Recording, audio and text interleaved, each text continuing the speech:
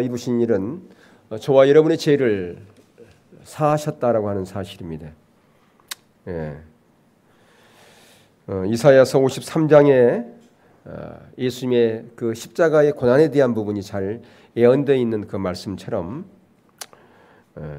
그가 멸시를 당한 것은, 그가 버림을 받은 것은, 그가 고난을 당하신 것은 저와 여러분의 죄를 사하기 위해서 그렇게 하신 것이다 라고 하는 것입니다.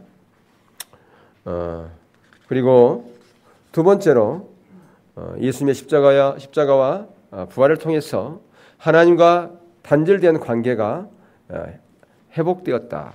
하나님 관계가 화목해 되었다라고 하는 사실입니다. 그래서 이제 우리는 하나님의 시민이 되었고 하나님의 건속이 되어진 것입니다. 하나님과 관계가 회복됐다고 하는 것은 다시 말하면 하나님의 시민으로서의 그 시민권을 가진 자, 더 나아가서 하나님의 건속이요 하나님의 자녀가 되었다라고 그렇게 말할 수가 있을 것입니다. 세 번째, 우리를 자유케 하셨다라고 하는 겁니다. 그리고 자유케 했다는 것은 여러 가지 의미가 있는데 가장 먼저는 구속하셨다라고 하는 것입니다. 속량하셨다. 그래서 이 구속이라고 하는 단어는 옛날 노예제도가 있을 당시에 바로 노예는 스스로 자기가 노예에서 해방될 수 없는데 가끔 마음씨 좋은 어떤 돈 많은 사람이 그 노예를 사서 자기 집에 들어온 다음에 그 착고를 다 풀고서 그 노예 문서를 다 찍고서 불태워버린 다음에 이제 니는 이제 더 이상 노예가 아니고 자유인이다. 네 뜻대로 살아라. 이렇게 해서 그 자유를 준 바로 거기서 나온 단어가 바로 구속이다, 속량이다. 그렇게 하죠. 근데 여기서 이제 돈을 지불하고 이제 그 속량을 했잖아요. 자유케 됐지 않습니까? 근데 이제 그 속량을 하기 위한 지불금이 뭐냐? 그것이 예수님의 몸이었다라고 하는 것이죠. 그래서 예수님을 우리 죄를 사하기 위해서 뭘로 들어졌다? 하나님께 대속물로 들어졌다라고 하는 것입니다. 그러니까 노예를 해방하기 위한 그 돈과 비교가 할 수 없잖아요. 우리를 그러니까 사단의 종에서 노예에서 자유케 한 그것을 위해서 또한 더 나아가서 온 인류를 구원하기 위해서 예수님께서 대속물이 되었다. 자기가 대신 죽었다라고 하는 것이죠. 예. 그런 구속. 예. 그러니까 이것은 마귀에게 이것을 지불한 게 아니에요. 예. 모든 그 자연 만물을 다스리신 분은 하나님이라고 하는 거예요. 그러니까 하나님 아래 누가 있는 것이니까 사단과 마귀가 있는 거예요. 그러면 누구에게 이걸 지불했는가? 하나님께 지불한 거예요. 예. 그러니까 하나님이 심판의 대상자인 하나님께 지불한 것이지 마귀에게 지불한 건 결코 아니다. 이것을 잊어서는 안 된다. 혼돈해서는 안 된다라고 이렇게 말씀했습니다. 예. 그러니까 예수님의 십자가가 하나님의 공의를 만족시켰다. 예수님의 그 몸이 우리를 대속한 그 대속물이 하나님의 공의를 만족시켰다. 그렇게 말할 수가 있는 것이다 라고 하는 것이죠. 자, 그 다음에 우리를 자유케 했다고 하는 그 의미는 구속이란 그런 단어뿐 아니라 율법의 저주에서 우리를 속량했다라고 하는 것입니다. 율법의 저주. 자, 왜 율법의 저주라고 하는 말이 나올까? 율법이 그러면 나쁜 것인가? 그게 아니라고 그랬죠. 예. 율법은 작게는 십계명이요, 모세 오경이요, 구약 성경이요, 신구약 성경을 가리켜서 우리는 율법이라 그렇게 얘기를 한다. 근데 율법은 성경에 뭡니까? 선하고 아름다웠고 거룩한 것이다. 그렇게 말씀했어요. 그러면 왜 율법의 저주 아래에 우리가 놓였는가? 율법에 문제가 있는 것이 아니라 우리 인간에가 문제가 있었다는 거죠. 우리 인간이 하나님의 말씀을 지킬 수 있는 능력이 없다 그 말이에요. 그러다 보니까 하나님의 말씀을 지키려고 계속 도전하는데 지킬 수 있는 사람이 없고 오히려 외식하고 그런 자가 나왔다. 그래서 이제 구약에서는 그러니까 유대교라고 하는 것은 행위를 통해서 말씀을 지키려고 그래서 의에 의리려고 하는 것이죠. 자기 행위로 말씀을 지킴으로 말미암아 의에 이르려고 하는 것이 바로 유대교다.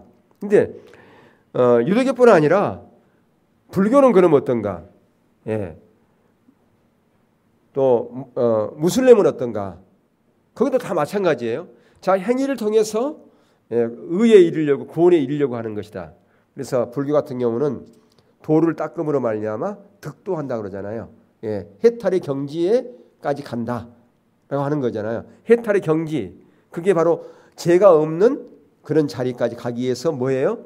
도를 닦는 것이잖아요. 그래서 우리가 잘 아는 것처럼 누가 그 도를 열심히 닦은 사람 한 사람을 꼽으라면 성철 스님을 얘기를 할 거예요.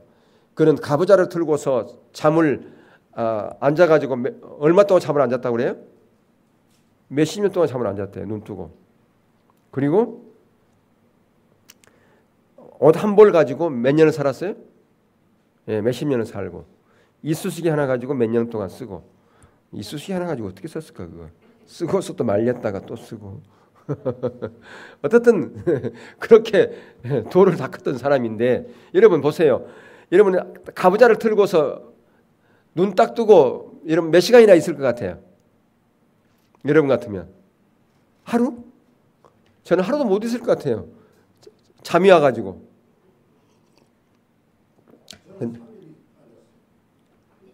아니 3일 안 잘 수도 있죠. 그건 이제 훈련 지옥 훈련 같은 거 하면 그렇게 잘 안 자요. 이제 유티 훈련 받고 그러면. 근데 앉아가지고 잠을 안 잔다. 앉아가지고 딱 가부좌 틀고. 예? 그게 쉬운 게 아니라 그 말이에요.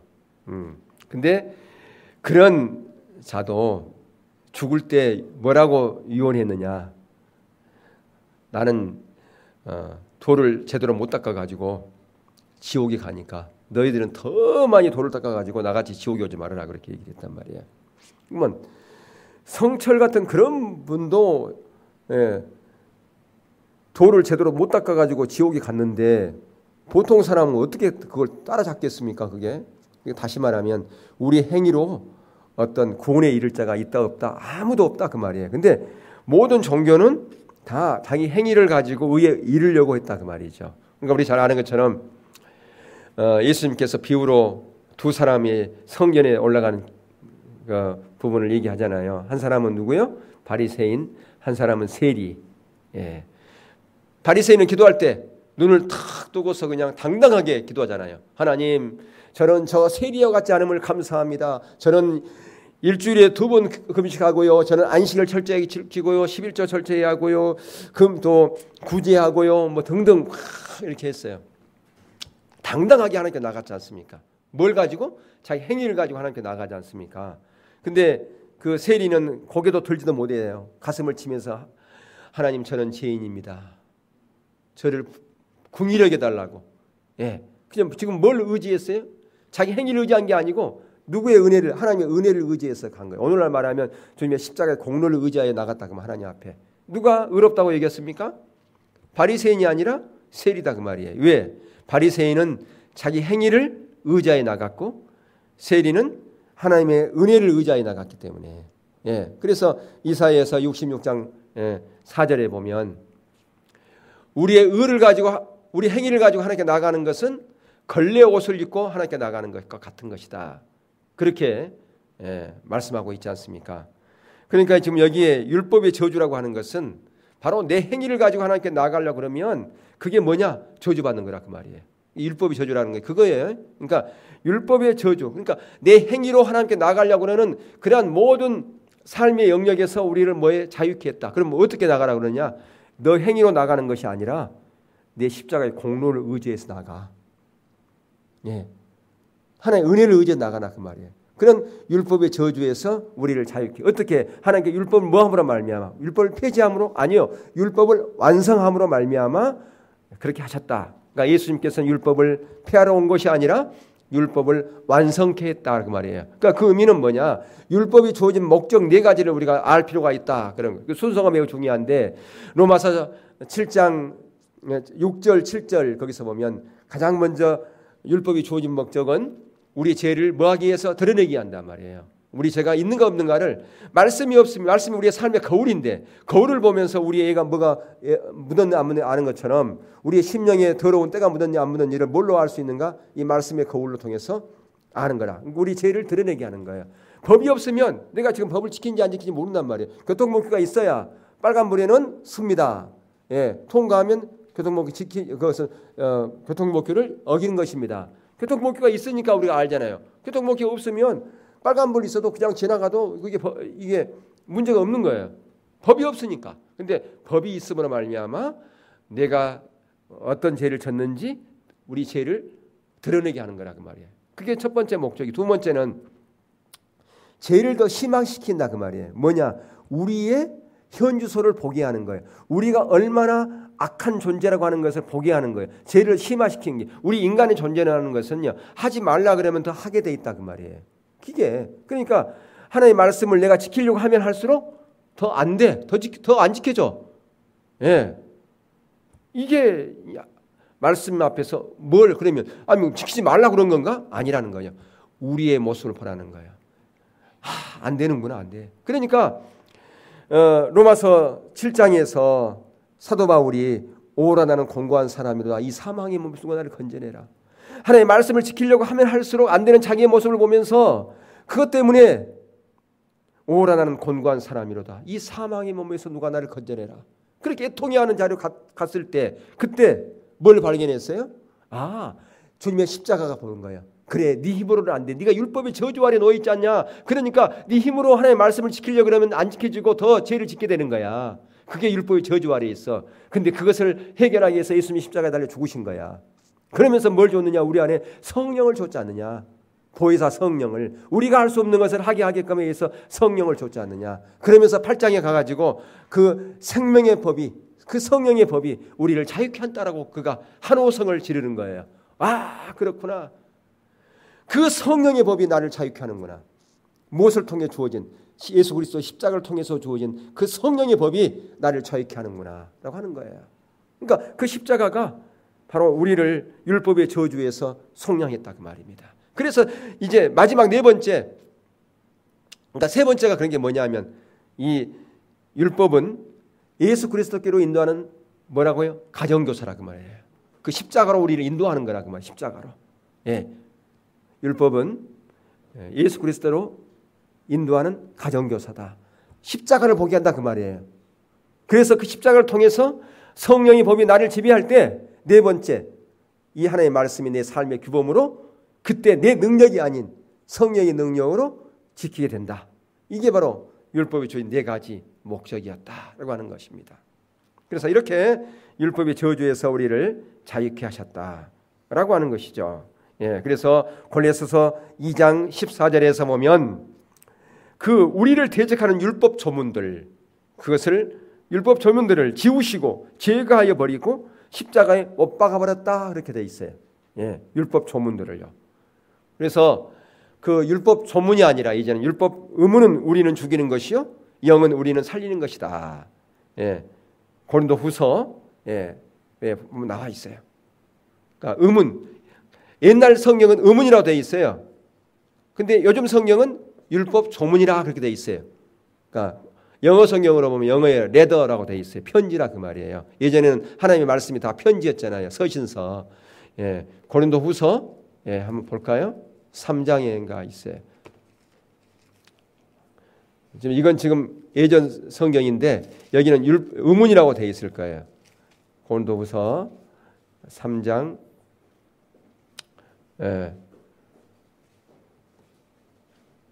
몇 장인가요?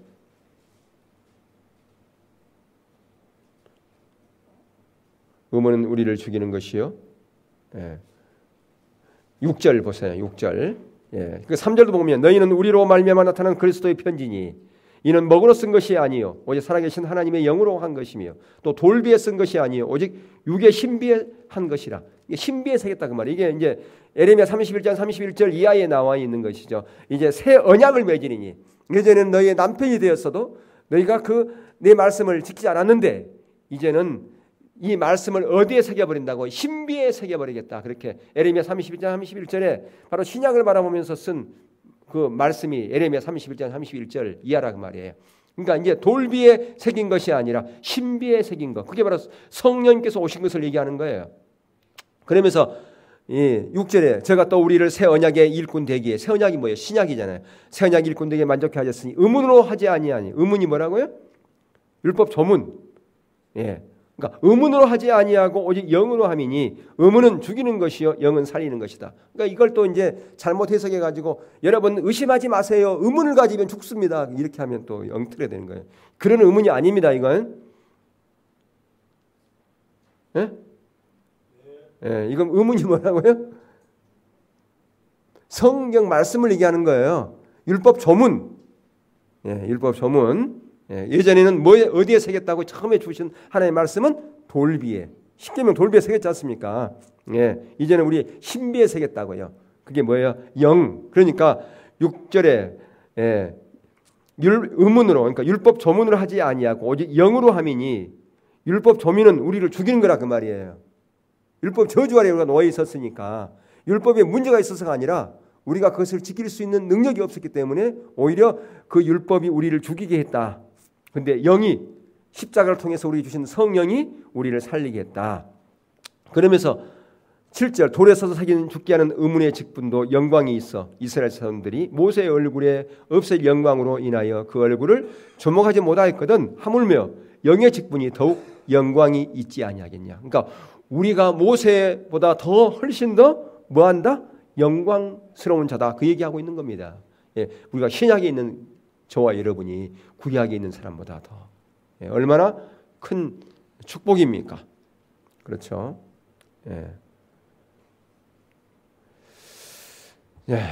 자, 그래요. 그래서 우리를 저주 아래 매인받은 율법 그 조주에서 우리를 속량하였다. 그리고 더 나아가서 에베소 2장 15절에 보면 법조문으로 된 계명의 율법을 폐하셨으니 이는 이 둘로 자기 아래에서 한 세 사람을 지어 합평하게 하셨다라고 말씀하고 있어요. 율법의 조에서 우리를 속량하셨고 우리를 이제 새로운 성령의 약속을 받게 하셨다.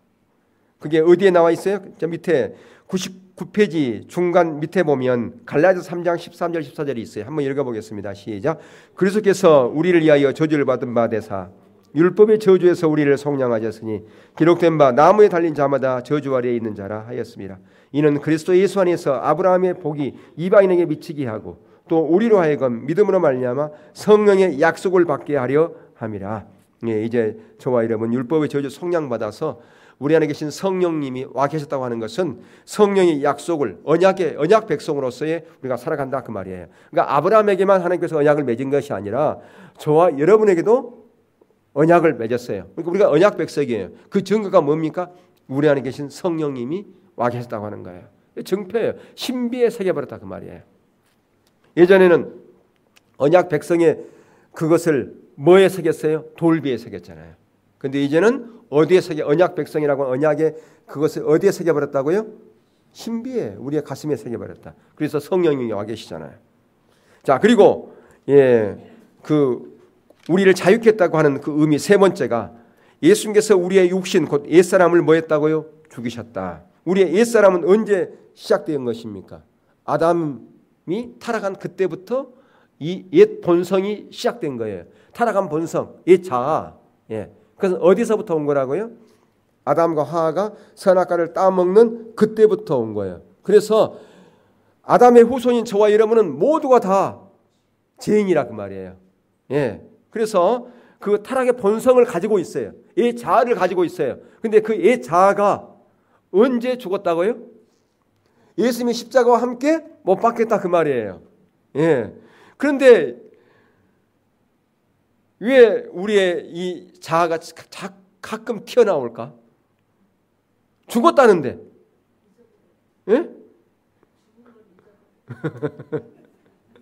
우리가 죄와 사탄의 율법 노예가 되었던 우리가 십자가를 통해서 우리 옛사람이 죽었단 말이에요. 근데 왜 자꾸 그 튀어나오냐 그 말이에요. 자,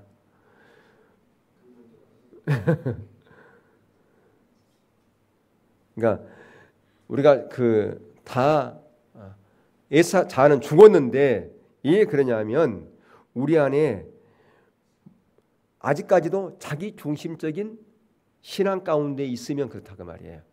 무슨 신앙 가운데 있으면? 자기 중심적인 신앙 가운데 있으면. 그래서 우리의 신앙이 자기 중심적인 신앙이 아니라 하나님 중심적인 신앙 가운데로 가야 돼요. 예. 근데 그 자리로 못 가니까 그 옛 자아는 죽었지만 그러니까 옛 자아는 죽었어요. 살아난 게 아니에요. 그러니까 자기 중심적인 신앙생활을 하면 옛 자아가 다시 살아나느냐? 그건 전혀 아니에요. 그게 아닌데 영향력을 받는다 그 말이에요. 누구의 영향력을? 사단의 영향력을 받는다 그 말이에요. 생각의 영역이, 가치관이 사단의 영향력을 받는다 그 말이에요. 그걸 기억할 필요가 있어요. 예. 그러니까 신문상으로는 죽었어요 우리가. 근데 여전히 내가 살아가는 목적이 내 신앙생활하는 목적이 나 유익을 위해서 신앙생활하면 사단의 영향력을 여전히 받고 있다 그 말이에요. 그러면 어떻게 우리가 신앙생활하는 것인데, 우리가 살아가는 목적이 뭔데, 우리가 예수님을 만났다면, 구원받았다면 살아가는 목적을 바꿔야 돼요. 어떻게? 나 유익을 위해 살아가는 것이 아니라 하나님의 영광을 위해 살아간다. 이게 바뀐 거예요. 그러면 하나님의 영광을 살아가려면 뭐 해야 되느냐? 이 땅에 소망을 두면 안 된다 그 말이에요. 그럼 어디에 소망을 둬야 되느냐? 하늘나라에 소망을 둬야 된다라고 하는 거예요. 하늘나라에 소망을 두려면 그러면 어떻게 해야 되느냐? 하나님의 주권 가운데 들어가야 된다라고 하는 거예요. 예. 그러면 신앙생활을 그럼 어떻게 해야 되느냐? 자기 목적이 아니라 누가 목적? 하나님의 목적이고, 그래 되려면 자기 자원을 내려놓고 하나님의 자원과 자기 방법을 따라가는 것이 아니라 하나님의 방법을 따라가야 된다. 이게 이제 하나님 중심적인 삶이죠. 근데 이게 안 되면 내가 옛 자아가 죽었지만 여전히 옛 자아가 죽지 않는 사람처럼 행동한다 그 말이에요. 그렇죠? 예. 여전히 나의 유익을 이 땅에서 천년 만년 살 것처럼 살아가는 거야. 예. 아까도 우리가 남자 성경 공부했지만 우리가 이제 50이 넘어간 사람은요 인생을 다 정리해야 돼요. 인생 정리해야 돼 이제. 이 땅에서 영원히 살 것처럼 살면 안 돼요. 때로는 내가 손해 보더라도 이게 하나님이 기뻐하지 않는 거면 이제 내려놔야 돼. 삶을 얼마 산다고 이제 그렇잖아요. 지금부터 벌면 얼마나 벌겠어요. 근데 그걸 하나님이 기뻐하는 방법으로 가지고 나간다. 그러면 안 되잖아요. 우리나라는 그래요. 내가 벌어가지고 이거 자식한테 줘야 되는데 그것도 내려놔야 돼요. 예? 그거 내려놔. 그러니까 어떻게든지 그냥 나이 들어가지고도 고생해.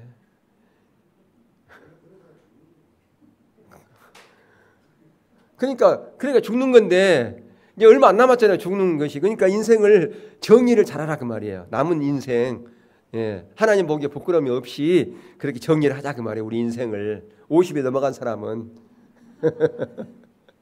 50 넘은 사람 손 들어보세요 한번. 50 넘은 사람. 아니 50 넘은 사람들은 인생 정리를 해야 돼. 그리고 이제 40 넘어간 사람, 45세 넘은 사람들도 서서히 준비해 이제.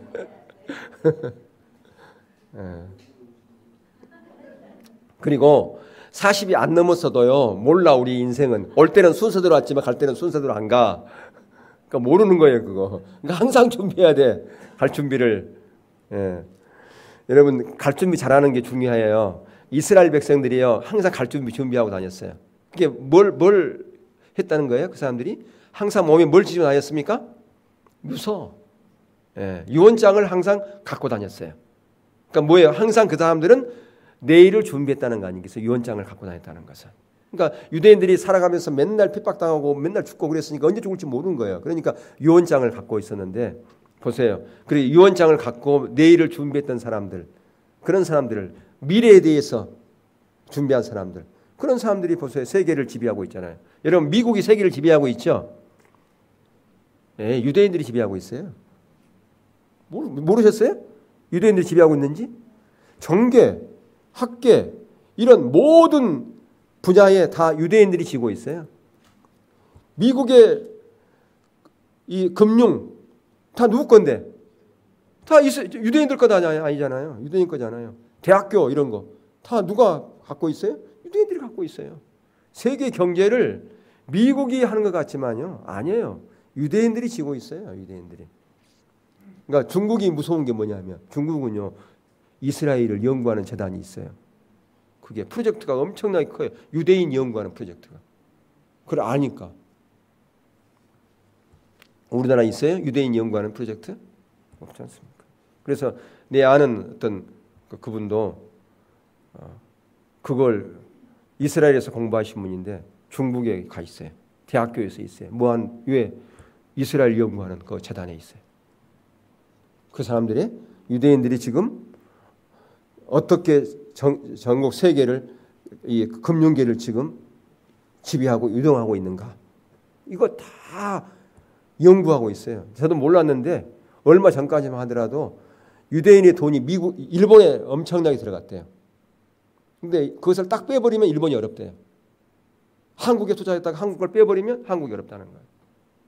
예.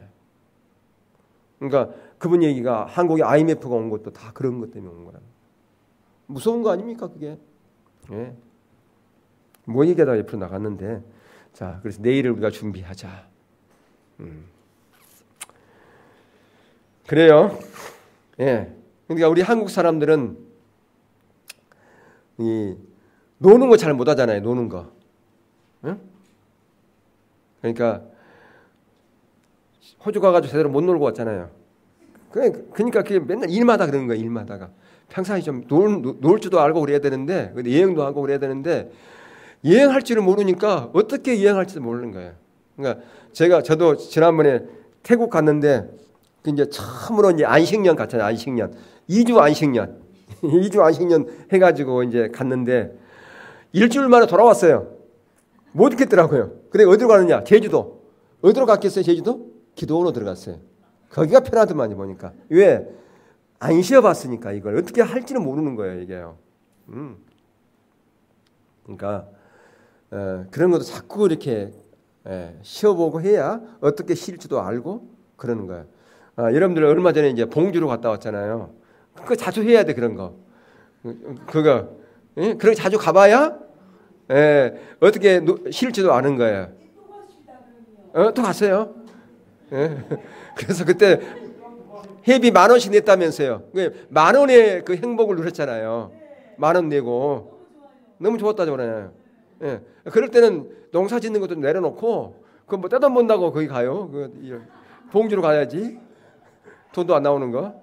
그러니까 10,000원 내놓고 10,000원의 행복을 누렸다고 그러잖아요. 갔다 오시면 손 들어봐요 거기. 너무 좋았죠. 예. 일하러 간 사람들은 맨날 일만 하세요. 그러면 우리는 가서 쉴 테니까. 예.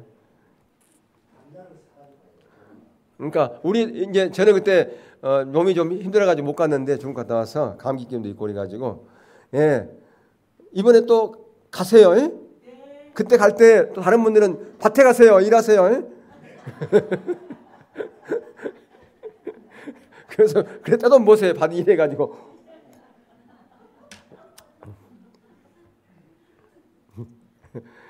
예. 자, 그래서 우리를 자유케 했다. 우리 자유함이 있어야 돼요. 그래서 우리 한국 사람이 너무 그런 일만 하다가 지쳐가지고 놀 줄도 몰라. 자유를 잘 못 느낀단 말이에요. 못 누린다고요. 서양 사람들이 그 잘하는 것 같아요. 그래서 그 사람들은 휴가가 한 달 동안 놀러 간다고 그러잖아요. 한 달 동안. 참 부러워. 예. 이번에 11월 달에 필리핀 가는데 거기서 정말 가난한 자들 사역 탁 하고 또 한 이틀은 탁 쉬다 옵시다. 예. 예? 이제 다 끝났어요. 이제 더 이상 안 돼. 예, 정해졌어요. 8명. 예, 8명. 8명이 참 좋아요. 이제 봉고차 한 대면 다 되니까. 더 많아도 짐 싣고 어쩌려면 힘들어요. 더 많으면 버스를 큰 걸 빌려야 돼. 자, 그 다음에 십자가를 통해서 우리를 자유케 했다고 하는 그 의미. 네 번째가 뭐예요? 사단의 머리를 예수님께서 박살내버렸어요. 물론 그 말이 언시복음의 창세기에 이미 예언되어 있는 말씀입니다만은, 자, 골로새서 2장 14절 15절을 보시면 우리를 거스르고 불리하게 하는 법조문으로 쓴 증서를 지우시고 제가해 버리사 십자가에 못 박으시고 통치자들과 권세들을 무력화하여 드러내어 구경거리로 삼으시고 그들을 이기셨다, 그렇게 말씀하고 있습니다. 정사와 권세, 사단의 세력을 그렇게 무력화시켰다고 하는 것이죠. 근데 그 십자가를 통해서 인간을 지배하고 있는 그 사단의 머리를 깨뜨렸다, 그렇게 얘기를 해요. 자, 그런데 사단의 머리가 깨뜨렸으면, 사단은 이제 아니 무력화됐다면 힘을 못 써야 되는데 왜 아직도 사단들이 날뛰고 있나요? 그 어둠의 세력들이 우리를 지배하고 우리를 힘들게 때로는 할 때가 있나요? 왜 그럴까요? 그것을 이제 군사적인 용어로 얘기를 합니다. D-Day와 V-Day. 그러니까 결정적인 날이라 그 말이에요. 그것을 이제 D-Day라 그렇게 얘기를 하는데, 그래서 군사적인 용어에 작전 개시 50일 전 그러면 뭐라고 얘기하던가요? D-50일 그렇게 하는 거예요. 그리고 작전 개시일 10일 전 그러면 D-10일 그렇게 얘기를 해요. 그러니까 뭐 언제 작전을 개시한다? 앞으로 10일 후에. 그래서 인천 상륙 작전할 때 그 작전하는 그날을 가리켜서 D-Day라 그렇게 얘기를 해요. 그래서 이게 노르망디 상륙 작전에 이게 나온 얘기예요. 노르망디 상륙 작전, 그것은 연합군이 이 독일군 그 뒤를 완전히 들어가서 그들의 이제 그 보급로를 차단하기 위한 그런 작전이었거든요. 인천 상륙 작전도 마찬가지였어요. 보급로를 차단해 버렸잖아요, 그죠? 그러니까 그들이 보급로가 들어오지 않으니까 더 이상 있을 수가 없고 후퇴했잖아요. 그러니까 노르망디 상륙 작전이 바로 그랬어요. 프랑스에 있는 그 해배를 연합군이 들어감으로 말미암아 거기에 있는 그 보급로를 차단하고 적이 더 이상 힘을 못 쓰게 만들어 버렸어요. 그것이 D-Day 날이었어요. 근데 그 작전을 개시하고 나서 빅토리 데이, 그러니까 승리의 날까지 여러 날이 걸렸어요. 왜 그래요? 잔군을 소탕하는 작전, 그날이 있었다 그 말이에요. 그러니까 지금은 예수님께서 십자가를 통해서 사단의 머리를 박살낸 그 D-Day는 이미 2000년이 지났는데 지금까지 뭐하고 계시는가? 잔군 소탕 작전을 하고 있다 그 말이에요. 그러면서 하나님 나라가 점진적으로 확대되어 가고 있다. 언제까지? 주님이 오시는 재림의 그날까지. 그날이 언제, 무슨 날이냐? V-Day예요. 빅토리 데이, 승리의 날이라 그 말입니다. 아멘. 그러니까 이미 V-Day는 결정적인 순간은 지났지만 이미 하나님 나라가 이 땅 가운데 임했어요. 그럼에도 불구하고 아직도 장군들이, 게릴라들이 우리를 힘들게 하는 그런 가운데 있다라고 하는 겁니다. 그렇기 때문에 우리가 그 장군들이 우리를 언제 우리를 할지 모르잖아요. 게릴라가 보세요. 요즘도 저기 유럽이라든가 이런 데서 보면 뭐가 있던가요? 자살폭탄 막 일어나고 그러잖아요. 그죠? 그냥 평화로운데 자살폭탄이 일어나고 있어요. 그렇다 그런 것처럼 이 영적인 이 세력들이 아직도 남아서 큰 무리는 아니지만 가끔 우리를 힘들게 하고 우리를 넘어뜨리게 하는 그런 일을 하기 때문에 우리가 무장하지 않으면 안 된다 그 말이에요. 그죠? 언제 그놈들이 와가지고 우리를 총을 쏠지 모르니까 게릴라가 돼가지고 그래서 우리가 무장해야 된다. 깨어 있어야 된다. 영적으로 무장해야 된다. 그 얘기입니다. 그 다음에 자, 우리를 어떻게 자유케 했느냐? 다섯 번째, 예수님이 죽음을 죽이셨다. 뭐 했다고요? 죽음을 죽였다. 그런데 거기에 재미난 예화를 드리고 있어요. 101페이지 하단부에 보면 어떤 물고기는 체구가 작은데 물고기에 잡아박힌 다음 그 물고기의 배를 가르고 나옴으로 말미암아 큰 물고기를 죽이는 그런 고기가 있대요. 야, 이거 완전 자살 특공대예요. 가미가제잖아요. 가미가제. 그죠?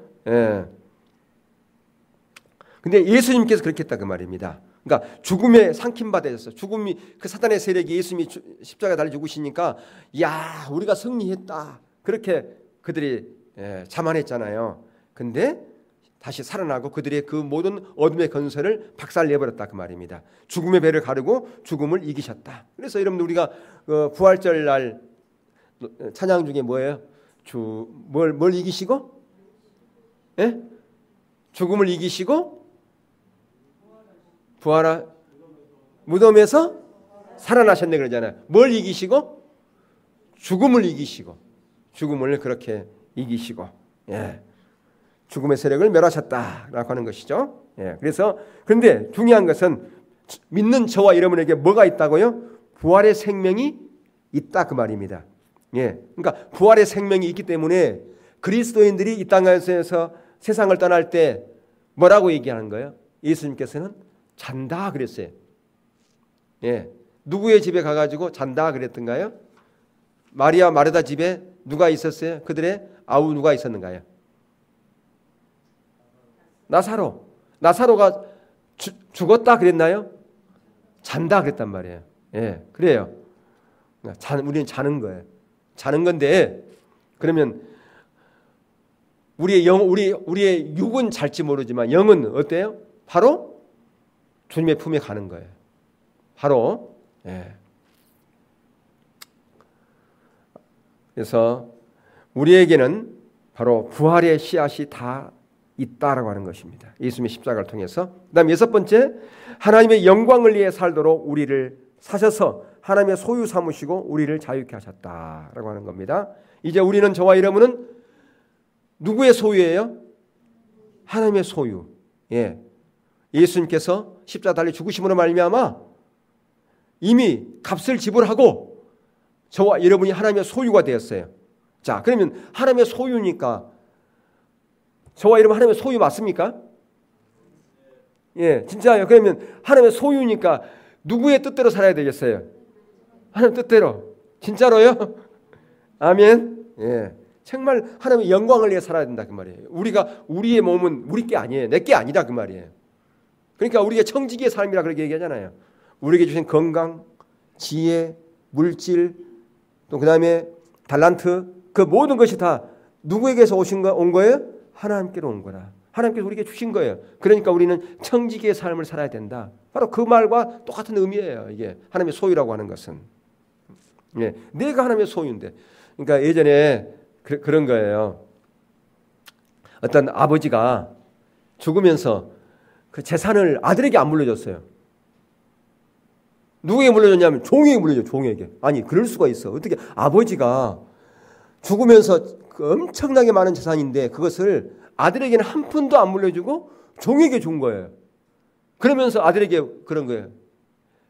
네가 딱 하나만 선택해라. 네가. 뭘 선택했을까요? 종을 선택한 거예요. 이 종을 나에게 달라고. 그러면 종의 재산이 다 누구 거예요? 자기 거지. 예. 무슨 말인지 모르는 사람이 있어 지금. 무슨 말을 하고 있나 어렵다. 예. 그래요. 예. 그래서 로마서 6장 18절 19절에서는 죄로부터 해방되어 의에게 종이 되었으니 너희의 육신의 연약함으로 내가 사랑의 예대로 말하노니 전에 너희가 지체를 부정과 불법에 내주어 불법에 이른 같이 이제는 너희 지체를 의의 종으로 내주어 거룩함에 이르라 그렇게 말씀하고 있어요. 예. 그러니까 하나님의 뜻대로 우리의 몸을 거룩하게 그렇게 사용해야 된다라고 하는 겁니다. 그 다음에 이제 십자가 부활을 통해서 이루시는 것이 뭐냐? 네 번째 뭐예요? 새 언약을 뭐 하셨다? 세우셨다. 예, 언약. 그러니까 이스라엘 백성들을 가리켜서 언약 백성이라 그렇게 얘기를 합니다. 예, 가장 먼저 하나님께서 이스라엘 백성들과 맺은 언약이 무슨 언약일까요? 아브라함과 맺은 언약이잖아요. 그리고 또 시내산 언약도 있고요. 계속해서 언약을 맺으셨어요. 예. 근데 이제 그 언약을 무슨 언약이라고 지금 불렀어요? 여기서 새 언약이다. 예, 새 언약이라 그랬을까? 이스라엘 백성들과 맺은 언약. 그게 아니라 새 이스라엘인 교회와 맺은 저와 이름에게 맺은 언약이기 때문에 그것을 무슨 언약이라 그랬다? 새 언약이라 그렇게 말씀했다 그 말입니다. 예. 그래서 구약은 실패했어요. 실패한 그 언약은 실패했단 말이에요. 그러니까 에레미야 31장 31절 이하에도 너희들을 신의 산에서 언약을 맺으면서 내가 너 남편이 되었다. 그래도 너희들이 그 언약을 지키지 않았다. 그래서 이제는 내가 새 언약을 맺을 것인데 그 언약은 돌에 새기는 것이 아니라 신비에 새길 것이라고 그렇게 말씀했다 그 말입니다. 예. 어디에 나와 있어요? 에레미야 31장 31절. 자, 한번 봅시다. 책에 있어요. 자, 한번 같이 읽어볼까요? 시작. 여호와의 말씀이니라. 보라, 날이 이르리니 내가 이스라엘 집과 유다 집에 새 언약을 맺으리라. 이 언약은 내가 그들 조상들의 손을 잡고 애굽 땅에서 인도하여 내던 날에 맺은 것 같이 아니할 것은 내가 그들의 남편이 되었어도 그들이 내 언약을 깨뜨렸습니다. 여호와의 말씀이니라. 그러나 그날 후에 내가 이스라엘 집과 맺은 언약은 이러하니 곧 내가 나의 법을 그들의 속에 두며 그들의 마음에 기록하여 나는 그들의 하나님이 되고 그들은 내 백성이 될 것이라. 여호와의 말씀이니라. 그들이 다시는 각기 이웃과 형제를 가리켜 이르기를 너는 여호와를 알라 하지 아니하리니 이는 작은 자로부터 큰 자까지 다 나를 알기 때문이라. 내가 그들의 악행을 사하시고 다시는 그 죄를 기억하지 아니하리라. 여호와의 말씀이니라. 예, 예수 그리스도의 십자가와 부활을 통해서 새 언약이 주어진 그 놀라운 축복이라 그 말이에요. 이게. 예. 그 다음에 다니엘서의 예언을 한번 볼까요? 다니엘서 7장 보면 인자 안에서 말세에 하나님의 백성이 창조되어 그들에게 하나님의 나라가 주어질 것을 예언하고 있는데요. 예. 자, 13절 14절을 한번 또 함께 읽겠습니다. 시작. 내가 또 밤 한상 중에 보니 인자와 같이 하늘 구름을 타고 와서 옛적부터 항상 계신 이에게 나아가 그 앞으로 인도되며 그에게 건세와 영광과 나라를 주고 모든 백성의 나라들과 다른 언어를 말하는 모든 자들이 그를 섬기게 하였으니 그의 건세는 소멸되지 아니하는 영원한 건세요 그 나라는 멸망하지 아니할 것이라. 아멘. 예, 인자 같은 이 누구예요? 예수님을 얘기하는 거죠. 인자는 예, 그분이 이제 와서 예, 모든 나라들을 모든 백성들을 예, 다시 예, 자유케 하시고 영광 가운데로 인도하실 것을 말씀하고 있어요. 예. 그래서 그 인자 안에 있는 그리고 그 인자에 의해 대표되는 하나님의 백성들에 대한 얘기가 예, 다니엘서 또 7장 18절 20절에 나오는데 김세훈 박사 아까 이분 이름이 아까 생각이 안 났었는데 이분이 과거에 총신대 신대원 원장을 했던 분이에요. 지금은 훌러신학교에서 신약학 교수죠. 그러니까 한국이 낳은 석학한 사람을 꼽으라 그러면 이 사람을 꼽아요. 세계적으로 유명한 신분이죠. 자, 그분이 구원이란 무엇인가라고 하는 그 책에서 다니엘의 환상 가운데 한 사람의 아들같이 나타나는 신적 존재, 곧 하나님의 아들, 이는 이스라엘 조상 야곱, 하나님으로부터 이스라엘의 이름 받은 그 개인, 이스라엘 조상이 이스라엘 민족을 자기 안에 대표한 것과 똑같이 종말에 백성을 자기 안에 대표하듯 대표하는 분이심을 밝혀진 것입니다 라고 표현했습니다. 다시 말해서 이 말은 이 구절에 나오는 인자 안에서 그리고 그 인자를 통해서 하나님의 새 백성이 창조될 것이라고 말합니다. 자, 무슨 얘기냐면 예수님을 통해서 새로운 창조가 이루어졌다 그 말입니다. 새로운 창조가. 무슨 창조가요? 새 창조. 그러니까 저와 여러분은 과거 아담과 하와로부터 잃어버렸던 것을 다시 회복된 그 회복의 의미로 훨씬 뛰어넘는 거예요. 왜요? 재창조라고 말이에요. 재창조. 회복됐다 그러면 구약으로 다시 가는 거예요. 그렇지만 재창조라고 하는 것은요. 아담과 하와에게 성령님께서 그들의 마음에 주어진 게 아니었어요. 그렇잖아요. 지금은 우리는 아담과 하와하고 다른 게 뭐냐면 우리 안에 뭐가 계신다? 성령 하나님이 계시는 거예요. 그게 다른 거예요. 아담과 하와하고 그 다르다 그 말이에요. 왜? 재창조됐으니까. 무슨 말이지? 어려워요? 예. 그러니까 재창조됐으니까 그렇다 그 말이에요. 새롭게 창조됐으니까. 그래서 김세훈 박사도 다니엘의 환상을 통하여 자기 아들로 말미암아 종말의 진정 하나님의 백성을 창조하여 그들로 하여금 자기 자녀들이 되겠다. 그러니까 아담과 하와는 하나님의 자녀가 아니었어요. 근데 저와 여러분은 뭐예요? 하나님의 자녀인 거예요. 그래서 그 증표로 우리 안에 누가 계세요? 성령 하나님이 계신 거예요. 우리를 지키려고 와 계시에요. 하나님 자녀니까. 그러니까 이게 놀라운 거라 그 말이에요. 이게 그걸 아셔야 돼요. 그러니까 우리의 신분이 어떤 신분인가를 알아야 돼요. 놀라운 거잖아요, 이게요. 예. 그래서 그렇게 하셨다 그 말입니다. 그것이 뭐냐? 새 언약이라 그 말이에요. 그게 새 언약. 예. 그리고 이사야 하반부에 예언되어 있는 것이 여기 보면 새 언약에 대한 예언이 이사야 하반부에 나오는 겁니다. 고난 받는 종에 대한 노래. 이사야 4장 42장 6절에 보면 나 여호와가 의로 너를 불렀은즉 내가 내 손을 잡아 너를 보호하며 너를 세워 백성의 언약과 이방의 빛이 되게 하리니 그랬어요. 또 이사야 49장 8절 똑같은 내용이 나오는데 여기서 보면 이 종이 세 가지 종류의 세 가지 종인데 가장 먼저는 이스라엘이 하나님의 종이잖아요. 그러니까 문자 그대로. 예. 근데 그들은 불충한 종이었어요. 하나님의 말씀을 제대로 지키지 못하고 그들이 남편이 되었지만 그들이 그 언약을 깨뜨렸고 아까 예레미야 31장 31절에 말씀한 것처럼. 예. 두 번째 종은 예수님을 얘기하는 거예요. 고난받는 종. 예. 그런데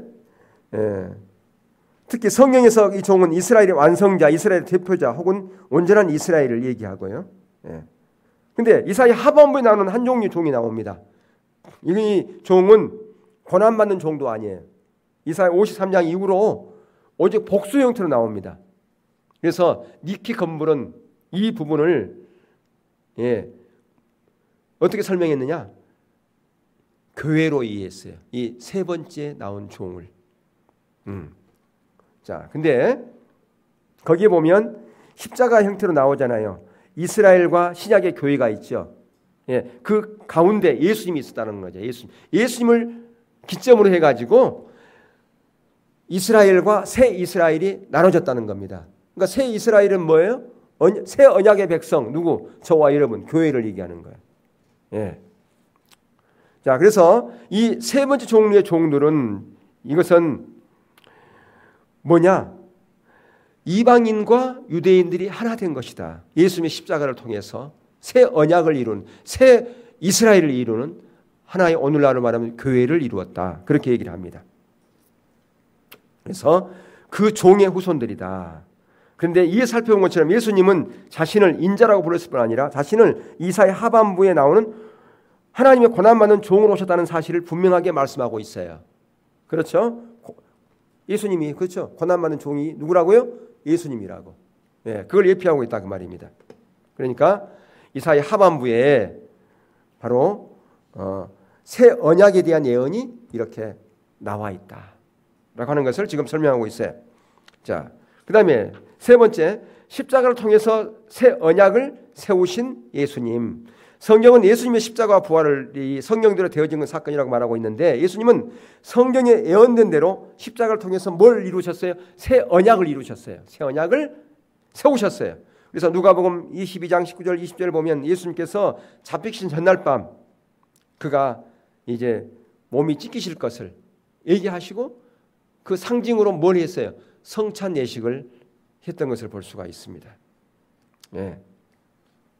자, 거기 한번 읽어볼까요? 또 떡을 가져 감사 기도하시고 되어 그들에게 주시며 이르시되 이것은 너희를 위하여 주는 내 몸이라. 너희가 이를 행하여 나를 기념하라 하시고 저녁 먹은 후에 잔도 그와 같이 하여 이르되 이 잔은 내 피로 세우는 새 언약이니 곧 너희를 위하여 붓는 것이라. 예, 뭐라고 했어요? 그게 새 언약이라 그랬어요. 뭐가? 십자가가 새 언약이다 그 말입니다. 새 언약을 세우시겠다 그렇게 말씀하고 있습니다. 예, 그걸 통해서 뭐합니까? 하나님의 백성 삼았다 그 말입니다. 저와 여러분을. 예. 그래서 이 새 언약은 하나님의 한 새 백성이 됐다는 것을 의미할 뿐 아니라 하나님의 백성, 그러니까 예수님에게 줬던 그 놀라운 상급, 그 유산 그것을 다 누구에게 주시는 거예요? 우리에게 동일하게 줬다. 공동 상속자로서. 예. 왜 그래요? 예수님만이 하나님의 자녀, 아들이 아니라 저와 여러분 모두가 다 하나님의 아들이에요. 나는 딸인데. 예. 그러니까 성경에서는 여자도 아들이라 그래요. 또 신부라 그래요. 또 아들도 신부예요. 다 그리스도 정결한 그리스도 신부로 우리가 신랑 대신 예수님께 나가는 거예요. 남자도 신부가 돼가지고 이상하게 생각하면 안 돼요. 그러니까 이 아들이라 그랬는가? 아들에게만 구약에서 보면 뭘 주었기 때문에 상속을 줬기 때문에 그래서 아들이라 그런단 말이에요. 그러니까 상속을 받은 자로서의 아들이에요. 저와 여러분이 모두가 다. 아멘. 예. 그러니까 저와 여러분이 다 예수님이 줬던 그 놀라운 유산을 받을 수 있는 아들이라 그 말이에요. 저와 여러분이 자녀라 그 말이에요. 예. 그게 얼마나 큰 축복이냐 그 말입니다. 아멘. 그게 뭘 통해서 그렇게 됐다고요? 예수 그리스도의 십자가와 부활을 통해서. 예. 그러니까 저와 여러분은 그냥 보통 사람하고 달라. 예? 안 믿는 사람하고 달라요 벌써. 그러니까 함부로 우리가 행동해서는 안 된다라고 하는 겁니다. 우리가 재창조됐잖아요. 재창조. 아담과 하와하고 달라요. 아담과 하와는 그들 안에 성령님이 안 계셨어요. 그들은 하나님의 자녀가 아니야. 아들이라고 하지 않았어요. 근데 저와 여러분은 우리 안에 성령님이 계시고 새 언약의 증표로 우리 안에 성령님이 계셨어요. 너는 내 아들이다 라고 하는 것을 증거하기 위해서 증명하기 위해서 오셨다 그 말이에요. 그러면서 예수님이 줬던 그 모든 유산을 우리에게 다 주었어요. 우리를 아들 삼아서 상속권이 우리에게 있다 그 말이에요. 그 얼마나 큰 축복입니까? 그런 자임을 우리가 기억해요. 예수님의 십자가를 통해서 우리가 재창조됐기 때문에 그렇다는 거예요. 아멘. 그게 바로 새 언약이에요. 새 언약 백성이라 그 말입니다. 그런 하나님의 놀라운 그 복을 여러분의 삶 가운데 누리기를 주의 이름으로 축복합니다. 예. 우리 기도하고 마치겠습니다.